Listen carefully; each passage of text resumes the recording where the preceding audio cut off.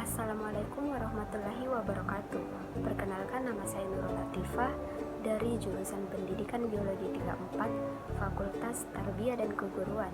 Saya ingin menjelaskan tentang materi diksi atau pilihan kata. Sebelum saya melanjutkan materi tentang diksi, saya akan menjelaskan apa itu diksi. Diksi adalah sebuah pilihan kata yang tepat atau selaras dalam penggunaannya untuk mengungkapkan gagasan sehingga didapatkan efek tertentu seperti apa yang diharapkan. Definisi diksi adalah pilihan kata pembicara atau penulis dalam menggambarkan cerita yang dibuatnya. Diksi juga diartikan sebagai suatu pernyataan yang digunakan untuk mengungkapkan sebuah gagasan ataupun mengungkapkan suatu cerita meliputi persoalan seperti gaya bahasa, ungkapan gagasan, dan lain sebagainya. Dengan diksi, maka setiap kata dapat dibaca dan dipahami pembaca dan pendengar.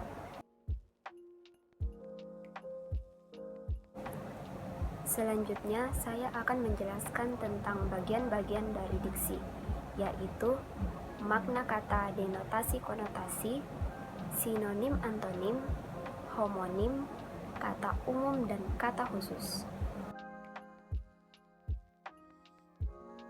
Selanjutnya saya akan menjelaskan tentang kalimat denotasi.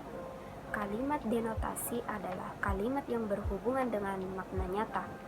Dengan kata lain, kalimat denotasi tidak menyembunyikan makna tertentu atau memiliki makna berbeda, karena kalimat notasi menyampaikan apa yang sebenarnya ditulis dalam kalimat.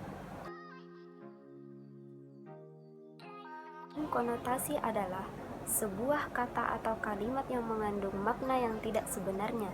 Bisa dikatakan kalimat konotasi ini sebagai kata yang memiliki frasa dan tidak langsung mengacu pada kalimat sesungguhnya.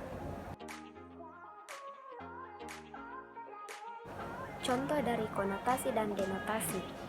Contoh konotasi yaitu Bu Sri sedang membisu 1000 bahasa.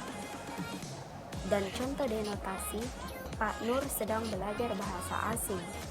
Penjelasannya yaitu, bahasa di sini artinya beda. Di konotasi disebut membisu 1000 bahasa, yang artinya sedang marah atau sedang bertengkar. Sementara di denotasi disebut belajar bahasa asing, dan memang benar Pak Nur sedang belajar bahasa asing. Selanjutnya saya akan membahas tentang sinonim dan antonim. Sinonim adalah suatu kata yang memiliki bentuk yang berbeda, namun memiliki arti atau pengertian yang sama atau mirip. Sinonim bisa disebut juga dengan persamaan kata atau padanan kata. Sinonim merupakan kata-kata yang mempunyai bentuk berbeda, misalnya pelafalan dan tulisan, namun kata-kata tersebut sebenarnya mempunyai makna yang sama atau mirip. Contohnya, bertemu sinonimnya berjumpa, dan bahagia sinonimnya senang. Selanjutnya yaitu antonim. Antonim adalah suatu kata yang artinya berlawanan satu sama lain. Antonim disebut juga dengan lawan kata. Antonim merupakan kata-kata yang mempunyai makna saling berlawanan satu sama lain. Contohnya, jauh antonimnya dekat, dan gelap antonimnya terang. Selanjutnya yaitu homonim. Secara etimologi, istilah homonim berasal dari bahasa Yunani, yakni homos yang berarti sejenis atau sama, serta onuma yang berarti nama. Secara umum, istilah homonim mengacu pada kata atau istilah yang memiliki pelafalan dan pengejaan sama, namun memiliki makna berbeda. Homonim dapat dibedakan lagi menjadi dua, yaitu homonim yang homograf dan homonim yang homofon. Homonim yang homofon merujuk pada relasi leksikal antara kata-kata yang memiliki pelafalan yang sama, namun penulisan dan makna dari kata-kata tersebut berbeda. Secara umum, tidak ada kata yang murni homofon dalam bahasa Indonesia, karena pelafalan kata cenderung sama dengan penulisan. Contoh dari homofon yaitu massa yang berarti berkumpul di suatu tempat, dan massa yang berarti waktu. Contoh dari kata massa yaitu sejumlah massa ormas memenuhi lapangan Monas untuk berdemo.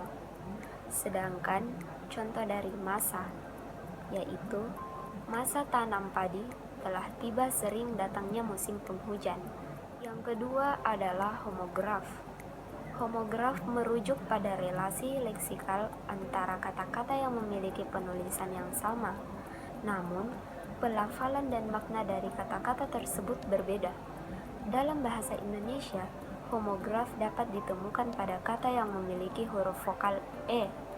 Huruf vokal E disebut etaling dalam kata becak dan lempar. Huruf vokal E disebut epepet dalam kata embun dan jenis.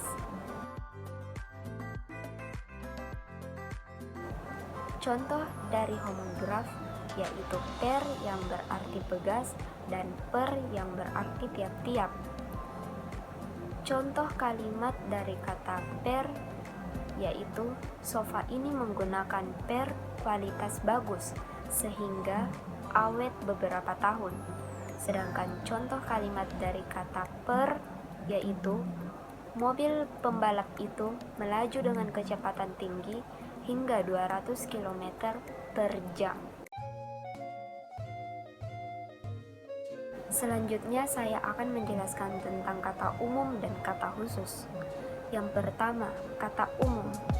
Kata umum adalah kata yang dipakai untuk mengungkapkan ide atau gagasan yang luas ruang lingkupnya.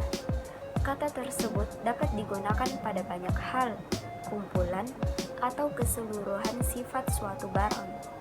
Kata umum adalah kata-kata yang memiliki makna dan cakupan pemakaian yang lebih luas. Kata-kata yang termasuk dalam kata umum disebut hipernim, dan yang kedua adalah kata khusus. Kata khusus adalah kata-kata yang ruang lingkup dan cakupan maknanya lebih sempit. Kata-kata yang termasuk dalam kata khusus disebut hiponim. Contoh dari kata umum dan kata khusus. Contoh kata bermakna umum yaitu adalah bunga. Kata bunga memiliki acuan yang lebih luas dibandingkan dengan kata mawar. Bunga bukan hanya mawar, melainkan juga melati, dahlia, anggrek, dan cempaka. Sebaliknya, melati pasti jenis bunga, anggrek juga tergolong bunga, dahlia juga merupakan sejenis bunga. Kata bunga yang memiliki acuan yang lebih luas disebut kata umum, sedangkan kata dahlia memiliki acuan yang lebih khusus dan disebut kata khusus. Demikianlah pemaparan materi tentang diksi atau pilihan kata. Semoga bermanfaat untuk kita semua. Terima kasih sudah menonton, kurang lebihnya mohon dimaafkan. Wassalamualaikum warahmatullahi wabarakatuh.